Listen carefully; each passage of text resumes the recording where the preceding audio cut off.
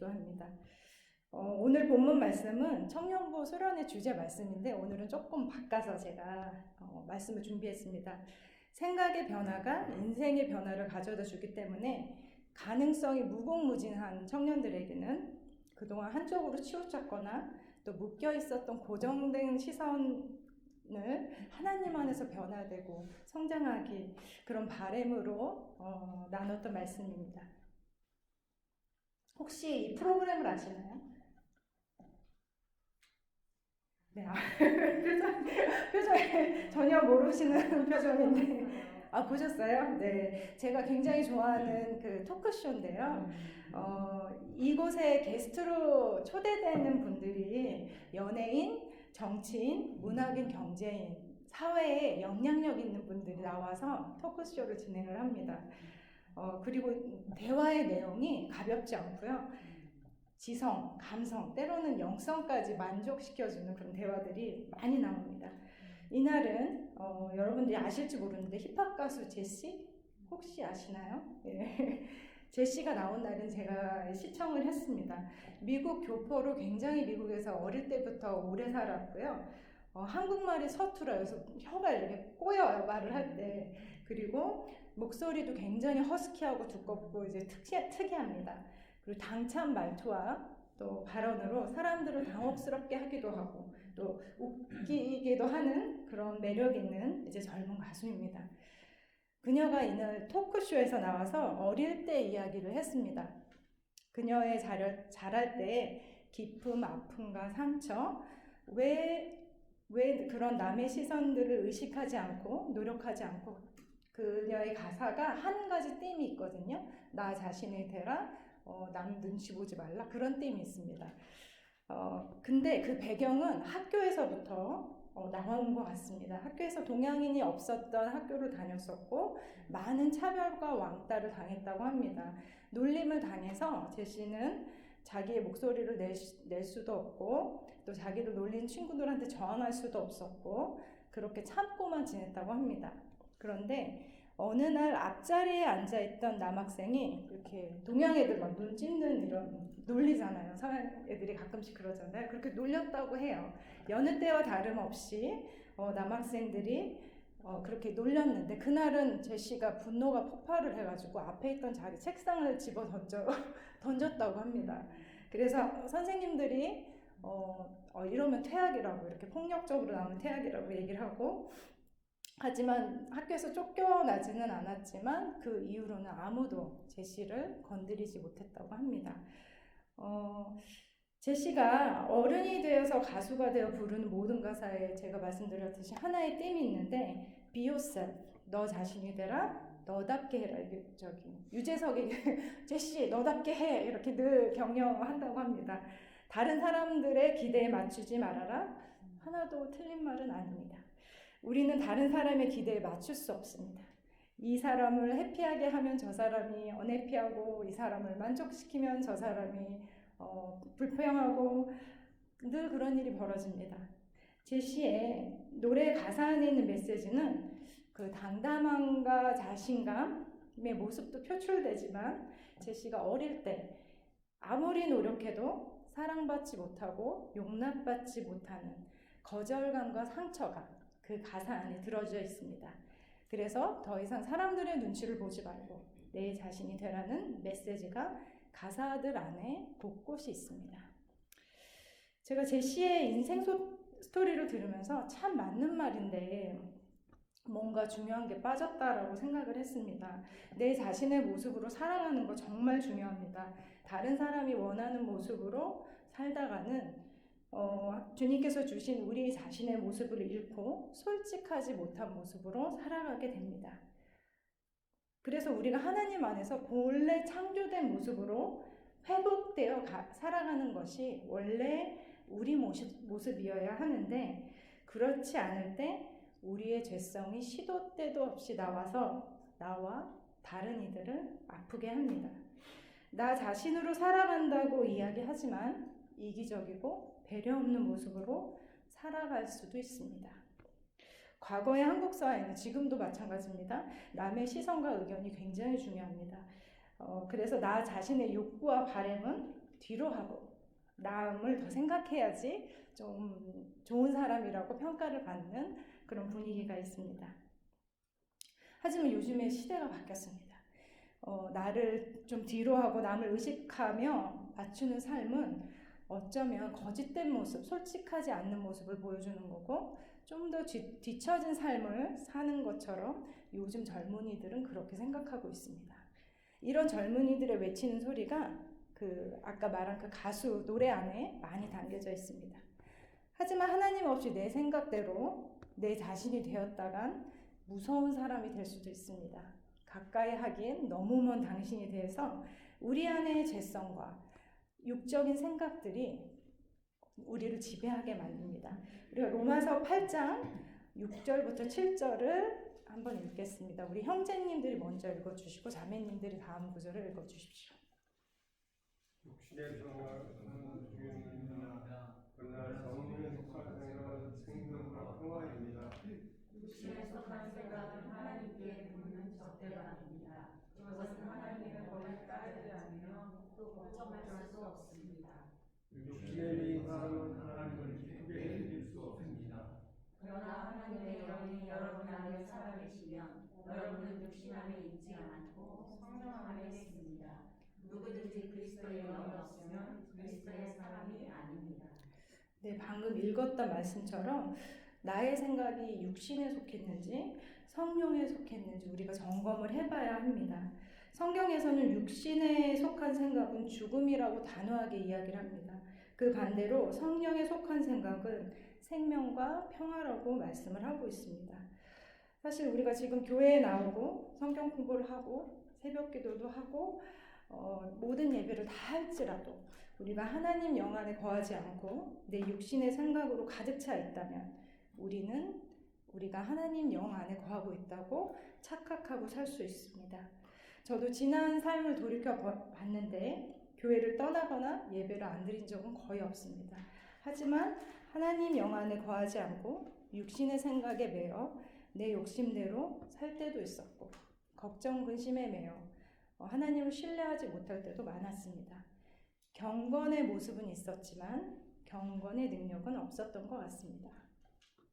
죄의 본성은 우리가 신앙이 깊고 인격이 성숙해도 우리에게 여전히 영향을 주고 있습니다. 이것은 우리가 매 순간 인지하고 있어야 하고 또 매 순간 성령님의 지배 아래 있지 않으면 육에 속한 생각과 행동으로 하나님을 기쁘게 해드리지 못하고 성령님을 근심하게 합니다. 그러나 성령님의 힘으로 성령님의 지배 아래 자신들을 주님께 내어놓을 때 그 성령님의 능력에 말미암아 우리가 죄를 이기게 하고 또 하나님의 음성을 듣고 따르게 만듭니다. 그래서 우리가 생각해야 할 부분은 죄의 본성을 따를 것인가 성령을 따를 것인가. 당연히 저희 믿는 사람들은 성령을 따르고 싶죠. 근데 그 전에 우리가 짚고 넘어가야 할 것은 어떤 것이 죄의 본성이고 어떤 것이 하나님의 뜻인지 구분하고 분별하는 것입니다. 이것은 말처럼 때로는 쉽지는 않습니다. 예를 들어 도둑질이나 강도, 살인 이렇게 명확한 죄는 분명하게 죄라고 구분할 수 있기 때문에 우리가 그런 죄를 짓지 않습니다. 하지만 우리가 살면서 정말 애매한 죄들, 미묘하고 참 죄라고 말하기 어려운 것들이 있습니다. 그런 것을 분별하는 것은 꽤 어려울 수 있습니다. 우리가 하나님 안에서 새롭게 변화된 마음이 없이는 매 순간 하나님의 뜻을 따르고 하나님과 동행하는 삶은 불가능합니다. 우리의 몸과 마음이 주님을 향한 거룩한 예배가 되어야 하고 삶 자체가 무엇을 하든지 어디에 있든지 예배가 되어야 합니다. 하나님의 사람들은 세상의 가치관에 따라 살지 않고 옛 사람의 습성을 버리고 성령으로 새롭게 되는 것을 말합니다. 마음과 생각이 변하지 않았는데 하나님의 온전한 뜻을 알아보지 못할 뿐만 아니라 그 뜻을 따르고 싶은 마음도 없습니다. 저는 어릴 때 역적으로 이렇게 생각으로 오는 공격들이 참 많았습니다. 물론 제 스스로가 굉장히 개구장이었기 때문에 스스로 나쁜 짓도 많이 하고 나쁜 생각도 있었지만 저뿐만 아니라 어릴 때 이렇게 공격을 받는 사람들이 있는 것 같습니다. 사단은 하나님의 자녀들의 능력과 영향력을 너무나 잘 알고 있기 때문에 어릴 때부터 공격을 해서 그 힘을 발휘하지 못하게 합니다. 이렇게 마비시키는 거죠. 그래서 성도 여러분들의 어린 시절을 한번 이렇게 그런 경험이 없었는지 한번 돌아가 보십시오. 어떤 생각, 어떤 사건이 여러분들을 괴롭게 하고 힘들게 했는지 떠올릴 수 있을 것입니다. 어릴 때는 어른보다 감정이나 생각이 여리고 연약하기 때문에 사단이 공격하기 굉장히 쉬운 그런 상태입니다. 그 이유는 하나님께서 우리에게 부어주신 은혜, 또 많은 재능들, 그런 것들을 사용하지 못하게 해서 하나님 나라를 세우지 못하게 하고 참된 자유와 기쁨을 누리지 못하게 합니다. 제가 초등학교 때 다른 친구들보다 1년 먼저 학교를 들어갔습니다. 제가 만으로 6살, 다른 친구들은 7살이었고요. 어린아이들은 1년 차이가 꽤 많이 나잖아요. 물론 그 나이 차이도 있었지만 저희 엄마가 혼자서 일을 하고 저를 키우셨기 때문에 공부를 전혀 봐줄 시간이 없으셨습니다. 그래서 제가 글을 읽지 못하고 학교에 들어갔습니다. 글을 읽지 못해서 선생님이 책을 읽으라고 시키시면 읽지 못하고 너무나 힘들고 수치스러운 그 감정들이 아주 오랫동안 저를 괴롭혔습니다. 글을 읽지 못하니 수업을 전반적으로 따라갈 수가 없었습니다. 그리고 제가 고등학교 때까지 학업이 늘 뒤처지고 공부를 잘 따라가지 못해서 학교 생활이 당연히 지겹고 힘들지요. 그래서 굉장히 고통스럽게 학교 생활을 했습니다. 제가 이렇게 공부를 따라가지 못했기 때문에 제 머릿속에는 하나님의 음성이 아닌 사단의 생각이 있었습니다. 어떤 생각이었냐면 첫 번째 생각은 제가 지능적으로 모자란 아이인 줄 알았습니다. 약간 모자랐다고 생각을 했고 나는 다른 아이들보다 부족해라고 생각을 했습니다. 그리고 완벽하지 않으면 발표하면 안 돼. 완벽하지 않으면 하면 안 돼. 그리고 실수하는 모습을 보이면 안 되기 때문에 실수는 할 수도 있고 완벽하지 않을 수 있는데 그래서 전혀 시도를 하지 않은 그렇게 수년이 지난 후 그것이 하나님의 생각이 전혀 아니었다라는 것을 알게 되고 제가 내적 치유를 하면서 사단이 제 지능적인 면을 많이 공격했다는 것을 알았고 하나님 나라를 위해서 쓰시고자 하는 부분을 많이 공격하고 방해했다는 것을 알았습니다. 제가 진리를 알게 되었을 때 어떤 생각이 바뀌었냐면 저는 남들보다 더 똑똑하지는 않지만 총명한 사람이고 실수를 해도 존귀한 사람이고 완벽하지 않아도 괜찮은 사람이라는 것을 알았습니다. 제가 하나님 말씀을 배우면서 묵상하면서 진리를 깨닫는 힘이 엄청나게 크더라고요.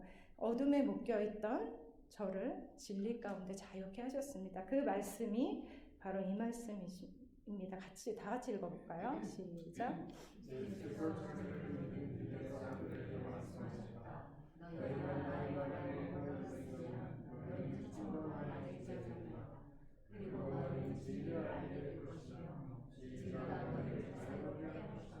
네, 개역개정에서는 진리가 너희를 자유케 하리라 라고 하죠.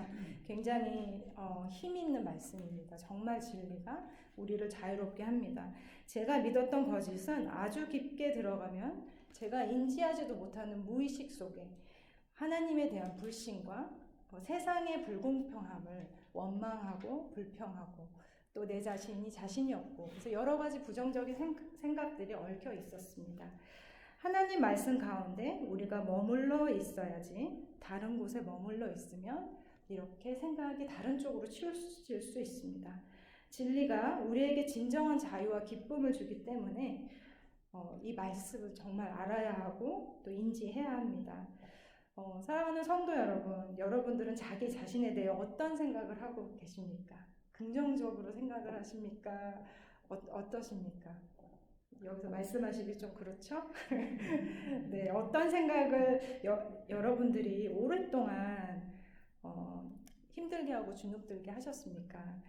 그 생각이 하나님께로 왔습니까? 아니면 세상이 그렇게 이야기를 합니까? 아니면 여러분 자신이 그렇게 믿고 있습니까? 우리 모두가 지금보다 더 깊게 하나님과 동행하고 자유한 기쁜 삶을 주님께서는 살게 되기를 원하십니다. 그렇다면 우리는 우리의 마음의 상태를 살펴야 합니다. 아름다운 정원을 가꾸듯 잡초를 뽑아야 되고요. 썩은 뿌리 과감하게 뽑아야 합니다. 그리고 주변을 정리해야 하고요. 예쁜 꽃들과 나무들을 심어야 합니다. 그래야지 아름다운 정원이 가꾸어집니다. 그런데 그 작업이 쉽지 않습니다. 네, 그 노동의 고통이 따릅니다. 여전히 내 마음의 정원을 가꾸는 것에는 관심이 없고 겉으로 보이는 성공적인 인생, 안락한 생활만 관심에 둔다면 우리는 절대로 하나님과 친밀한 동행을 할 수 없습니다.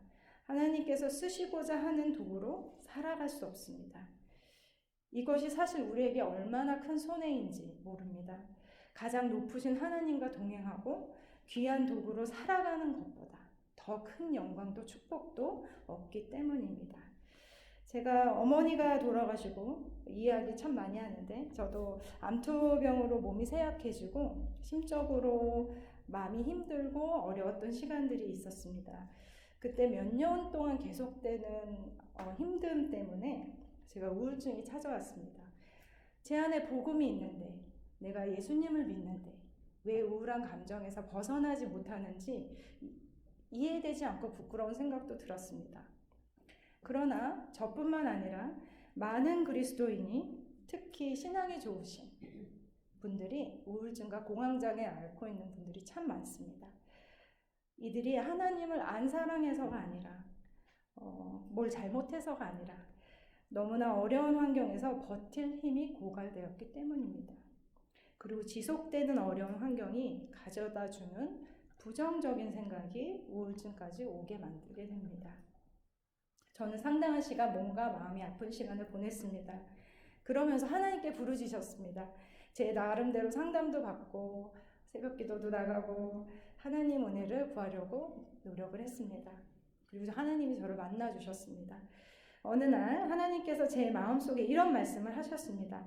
지금 이때는 내가 너를 향한 특별한 계획이 있어서 너랑 나랑만 있는 시간을 정해 놓았다고 하셨습니다. 제 마음 가운데 저의 생각이에요. 하나님이 음성으로 들려주신 건 아니고요. 그리고 그 다음에 저한테 마음 가운데 물었던 음성이 뭐였냐면 너 나 하나로 만족할 수 있겠니? 라고 하셨습니다. 여러분 제가 어떻게 반응하셨을 것 마치는 분들에게 제가 상품을 드리겠습니다. 제가 어떻게 반응했을 것 같아요?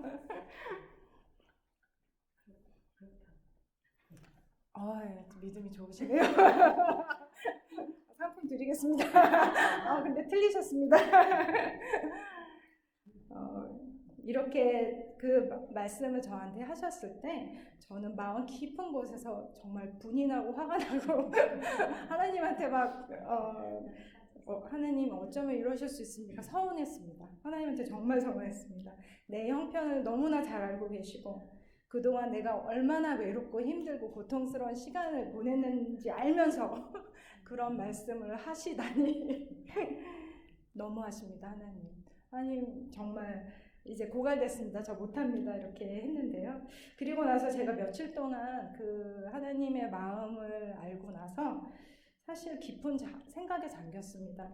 주님 하나로 만족하는 삶은 사실 여러분들이나 저나 그렇게 살고 싶잖아요. 사실 그렇죠. 그렇게 살고 싶습니다. 그렇지만 생각처럼 되지 않았기 때문에 힘들어했었고 인생은 희노애락이 늘 공존을 합니다.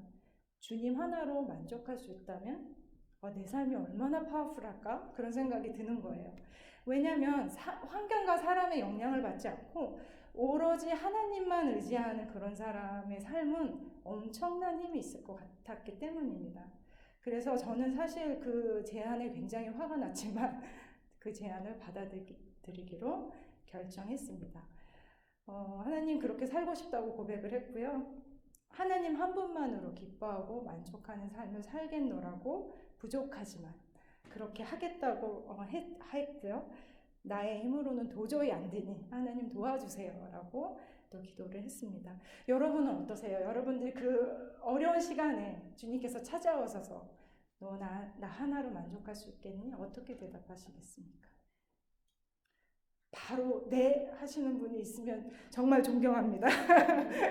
네, 저는 저와 여러분이 깊은 마음 가운데서 한치의 그런 망설임도 없이 주님, 네, 그럴 수 있습니다. 라는 그런 고백이 나오시길 바랍니다. 그렇게 살 수 있는 사람은 아무도 못 건드립니다. 엄청난 하나님의 능력의 사람이기 때문입니다. 그런 사람이 저와 여러분이 되기를 축복드립니다.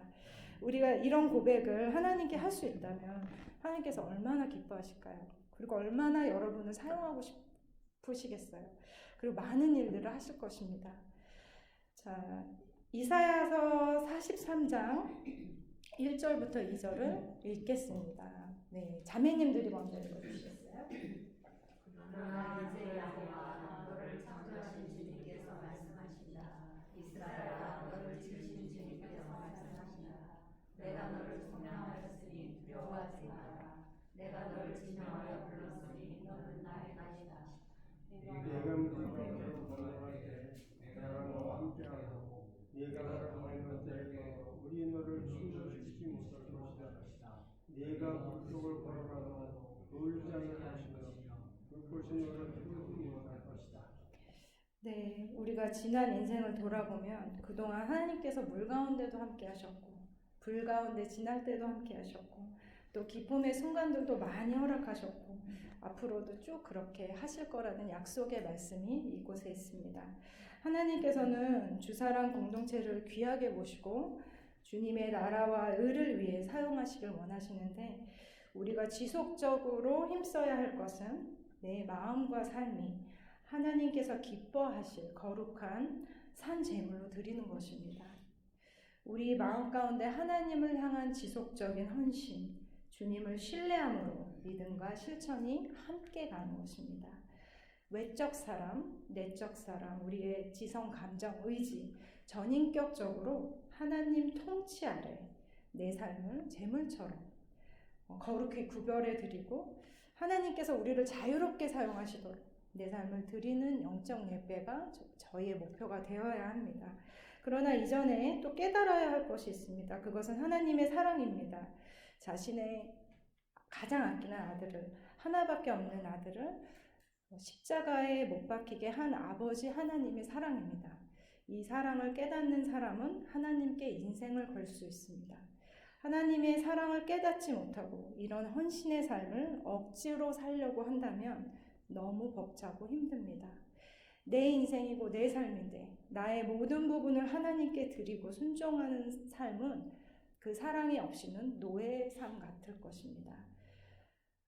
그렇기 때문에 나를 향한 하나님의 사랑이 얼마나 깊은지 넓은지 알아야 합니다. 그 사랑을 어떻게 알 수 있을까요? 깨달을 수 있을까요? 여러분들 이미 너무 잘하시고 특히 여기 수요예배 오시는 분들은 예배를 정말 사모하시는 분 같아요. 그래서 너무 잘하고 계시는데 정말 하나님 사랑하려면 하나님과 시간을 많이 보내셔야 합니다. 퀄리티 타임을 보내셔야 합니다. 말씀과 기도의 생활 반드시 하셔야 하고요. 또 정말 평소 때 기도 안 하는 분들은 5분을 앉아있기가 사실 힘듭니다. 그러나 훈련이 되신 분들은 사랑하는 사람과 시간을 보낼 때 길게 하나님과 시간을 그렇게 보낼 수 있습니다. 그리고 내 마음의 생각들을 성경에 비추어 하나하나 점검을 해보는 것도 필요합니다. 이것이 하나님의 생각인지 육신의 생각인지 분별하는 것이 필요합니다. 나의 가치관과 생각이 세상에 묶여있지 않나 깊게 생각할 필요가 있습니다. 때로는 우리가 세상 속에 살고 있기 때문에 우리는 생각보다 많은 영역이 세상적인 관점에 치우칠 때가 있기 때문입니다. 우리가 하나님의 말씀을 사모할 때 그리고 순종하려고 할 때 하나님께서 하나님의 영과 지혜를 우리 모두에게 부어주시리라고 믿습니다. 그래서 아무도 건드릴 수 없는, 무시할 수 없는 하나님의 영의 사람이 되리라고 믿습니다. 그래서 다윗처럼 하나님이 찾는 사람, 사용하고 싶은 사람이 되기를 바랍니다. 시편 27편 4절 말씀을 다 같이 읽겠습니다. 주님, 나에게 단 하나의 소원이 있습니다. 나는 오직 그 하나만 구하겠습니다. 그것은 한평생 주님의 집에 살면서 주님의 자비로우신 모습을 보는 것과 성전에서 주님과 의논하면서 살아가는 것입니다. 다윗은 그 누구보다 하나님을 사랑했습니다. 아무도 알아봐 주지 않았던 나이 어린 초라한 목동이었던 다윗을 왕으로 세우기까지 하나님은 그의 중심을 보셨습니다. 세상에 말하는 스펙이 하나도 없었습니다. 그러나 예수님을 아는 것이 그분과 동행하는 삶이 가장 위대한 스펙이라는 것을 알았던 다윗은 그 중심을 또 하나님께서 보시고 다윗을 통해 많은 일을 하셨고 구원자 예수님이 또 그 혈통에서 나오는 영광까지 얻게 하셨습니다. 우리도 전심으로 하나님을 사모하며 내 삶의 영역을 주님께서 사용할 수 있도록 내어드릴 때 세상이 줄 수 없는 만족감, 기쁨, 자유함 이런 것들을 허락하시려 믿습니다. 마지막으로 고린도후서 5장 16절 17절을 같이 읽겠습니다. 그러므로 이제부터 우리는 또 잣대로 하려고 하지 않습니다. 전에는 우리가 육신의 잣대로 그리스도를 알았지만 이제는 그렇지 않습니다. 누구든지 그리스도 안에 있으면 그는 새로운 피조물입니다. 옛것은 지나갔습니다. 보십시오, 새 것이 되었습니다. 네, 옛것은 지금 이 순간 다 지나가고 있기 때문에 저희가 지금 이 순간부터 또 새로운 마음으로, 새로운 삶으로 더욱더 예수님을 닮아가고 그 사랑을 실천하는 저와 여러분이 되기를 축원드리겠습니다. 네, 저희가 나의 마음을 정금과 같이 찬양을 같이 부르시면서 이제 기도하는 시간을 갖겠습니다.